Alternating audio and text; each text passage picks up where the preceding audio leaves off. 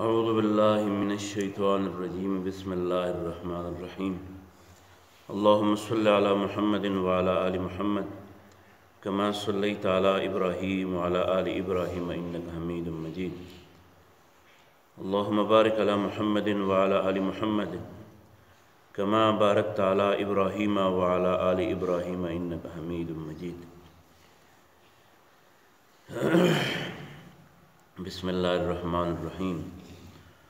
وعن ربيعة الجرشي قال أوتي نبي الله صلى الله عليه وسلم فقيل له لتنم عينك ولتسمع أذنك وليعقل قلبك قال فنامت عيني وسمعت أذناي وعقل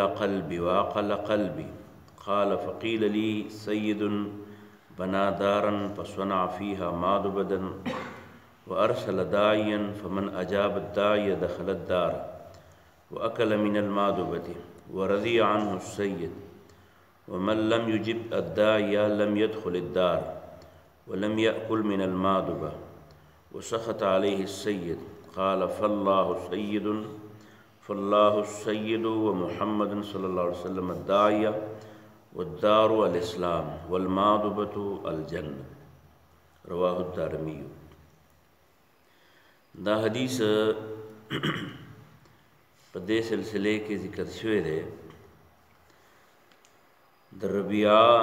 چې جرشي په نوم باندې لقب دی نسبت شوی دی دغه قبیلې طرف ته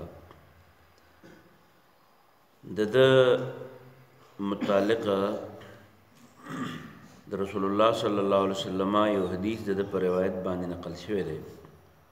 دغه یو حال نقل شوی دی او په داسې انداز باندې نقل شوی دی چې معلومیږي چې دا صحابي رسول دی. بهرحال د په صحابي رسول کېدو کې د علماو بحث دی چې دا تابعی دی او صحابي رسول دی. دی وی چې نبی صلی الله علیه وسلم خواته سم ملائک رالل او پیغمبر علیہ السلام ته وی چې سترګې دی ودې کا وګونه دی اورېدل کوي او زړه دی چې دی نو دا یخ سترګې دی ودې کوي یعنی اخوا دی خوا توجه ماړه او وګونه دی اورېدل شروع کا یعنی پر غوږ باندې صرف زما خبره اوره او زړه دی سوچ شروع کا یعنی استاد زړه دی داسي چې دا د ما د خبره باندې فکر شروع کی. نو رسول الله صلی الله علیه وسلم او فرمایل چې سترګې مې ودې شوې یعنی د نورو طرفونو ته توجه نه ودې شوې او غوږونه مې خپ توجه باندې او زړه مې خص سوچ فکر باندې د خبرې طرف ته متوجه دی وایا. نو رسول الله صلی الله علیه وسلم فرمایل چې فقیل لی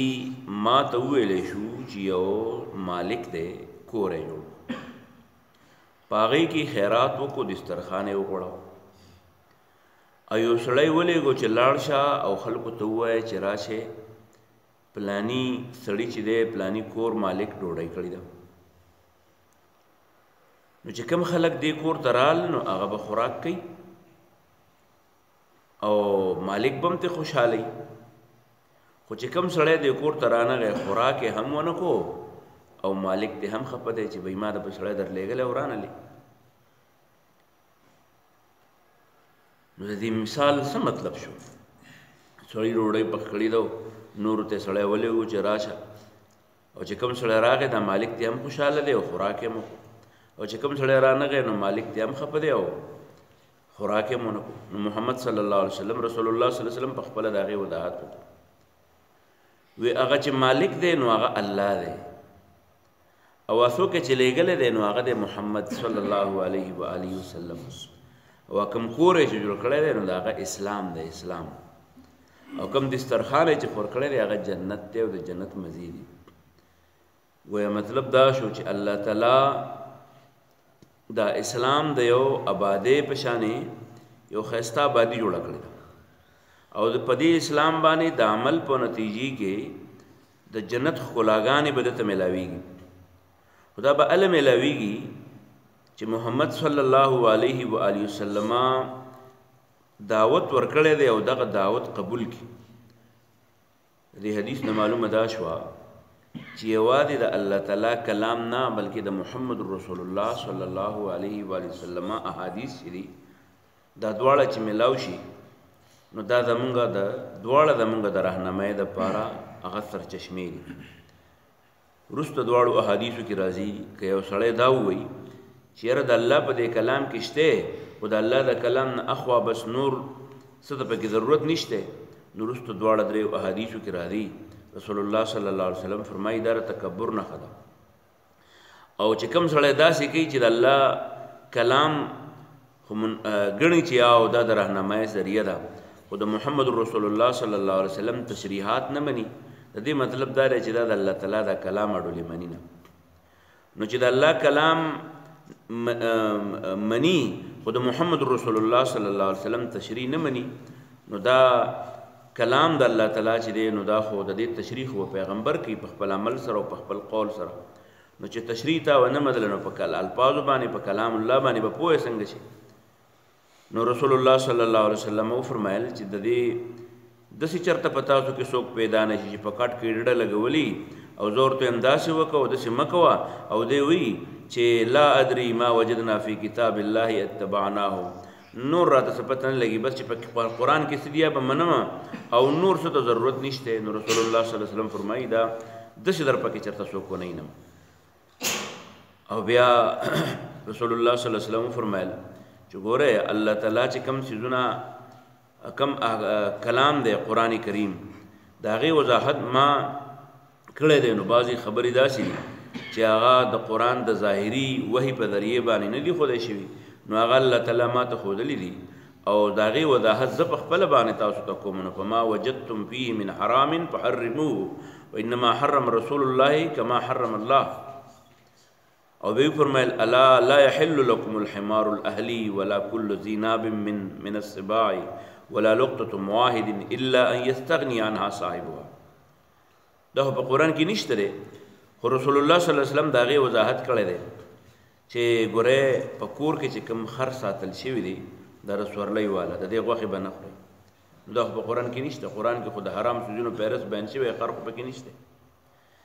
دغه شانې رسول الله صلی الله علیه وسلم یو جامع کلیه بیان کړه چې د کوم څیز داړي دی او بل څیز ماتی یعنې غوښې والا ځناور دی چې غوښه خوري نو دا به نه خورئ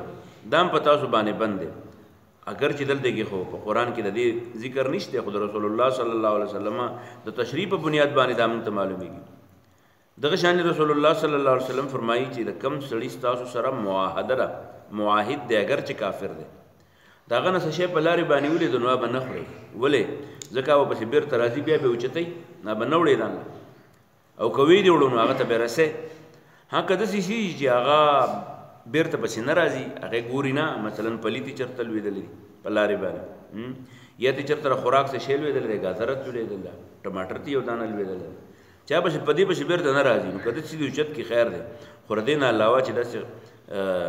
قابل تپوس چیزي او د معاهد کافر نه هم وغورځېږي نو دا به تاسو نه اوچتوئ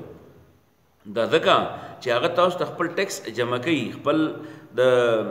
اسلامی حکومت چې کوم معاهده د هغې خیال ساتي نو بیا تاسو د هغه مال ته څنګه خپل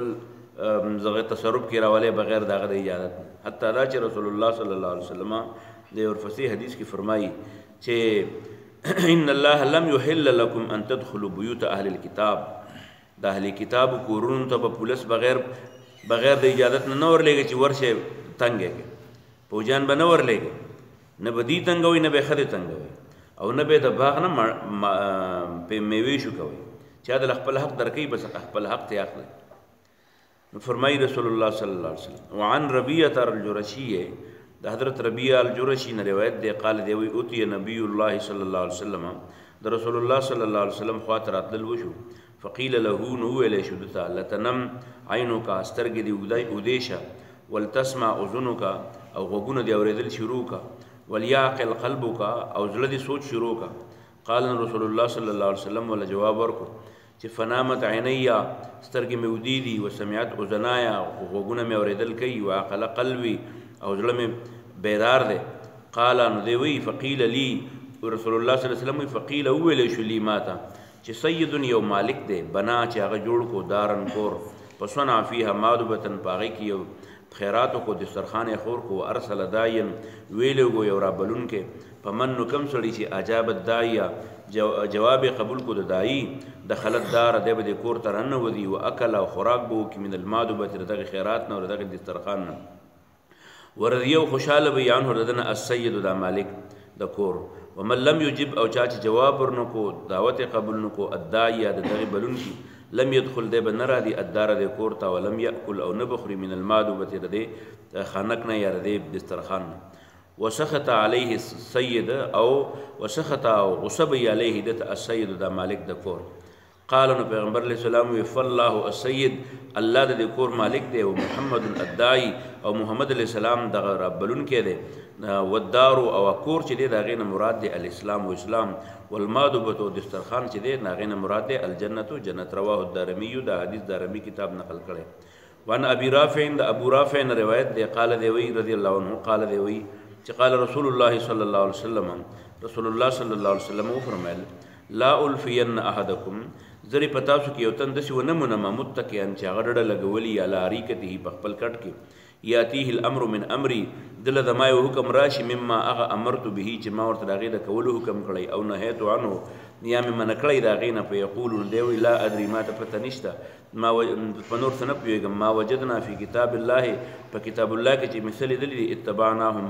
هغه تابعداري وکوم رواه احمد وابو داود والترمذي وابن ماجه والبيهقي في دلال النبوه وعن المقدام ابن معدي كرب هذا مقدام بن معدي كرب نے روایت دے قال دی وی چې قال رسول الله صلی الله علیه وسلم الا خبردار انی ذچ یم اوتی تو راکړی شوی ماته القران قران ومثله د قران په شان ما هنورم سره کړی چې یو ته وحی جلی وی یو ته وحی خفی و اخکارا وحی قران پټ وحی حدیث الا خبردار یوشکو قریب د رجلن چې یو سړی به شبعان ورخټه بنا چې ډک شوی به یا لاری کتی په خپل کټ بناسي یقول وی به یو بل ته علیکم بهذا القران د دې قران منی فما وجدتم فيه بدیکم چې سو مندل من حلال حلال فاهلوه حلال غنی وما وجدتم فيه من حرام بدیکم چې کم حرام غنل فحرموه نو دغه حرام غنی وانما حرم رسول الله صلی الله علیه وسلم او ندی حرام کړی الله رسول الله صلی الله علیه وسلم کما حرم الله څنګه چې رسول الله تعالی حرام کړی دي الا خبردار لا يحل لكم الحمار حلال ندی استاذ د پاره خر خړل الاهلی کورنه ولا كل ذناب او نهر داړو والا من السباع درنده ولا لقطه واحد او ناغه پروت شیز د موحد الا سوا د دین ان یستغنی عنها چې هغه به پروايي دا غینه صاحبها خاوند داغه ومن نزل بقوم کم سړی چې یو کلی ته لاړ فعليهم نو په دې کلیوالو د دې ملمه دا حق دی ان یقروه چې د ملمستیا وکړي فإن لم يقروه نو کچرته دې کلیوالو د دې ملمه د رزق تنظیم نه کو داغه د ملمستیا تنظیم ونه کو نو په له د دې ملمه د پردا جایز دی ان يوقبهم چې داغینه خوراکو کې بمثل قراه د خپل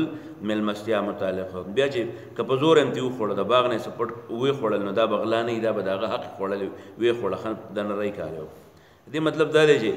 د ملمه ګوره په کلیوالو باندې حق دی که کلیوالو داغه حق ادا نه کو نو دا کلیواله د ملمه ته په زور ماغستې شي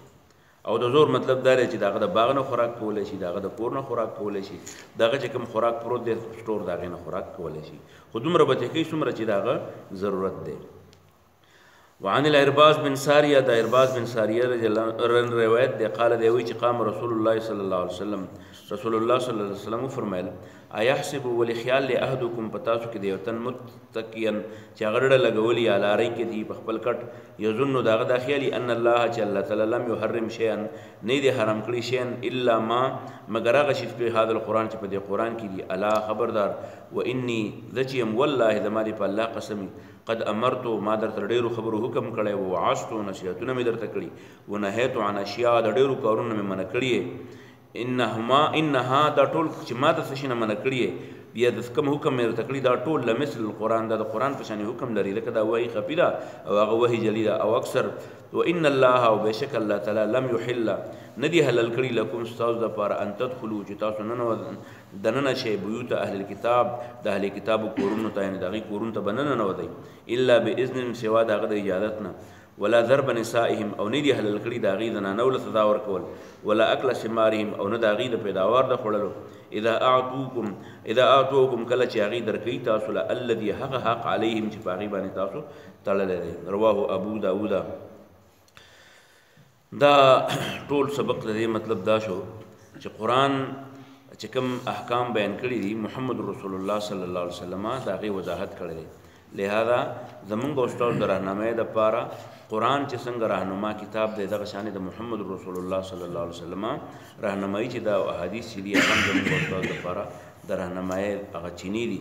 په کار ده چې موږ او تاسو قرآن هم زده کړو احادیث هم زده کړو د هغې مطابق د خپل عمل د جوړولو کوشش وکړو الله یې د عمل توفیق آمین اللهم ربنا لا تزغ قلوبنا بعد إذ هديتنا وهب لنا من لدنك رحمة إنك أنت الوهاب برحمتك يا أرحم الراحمين.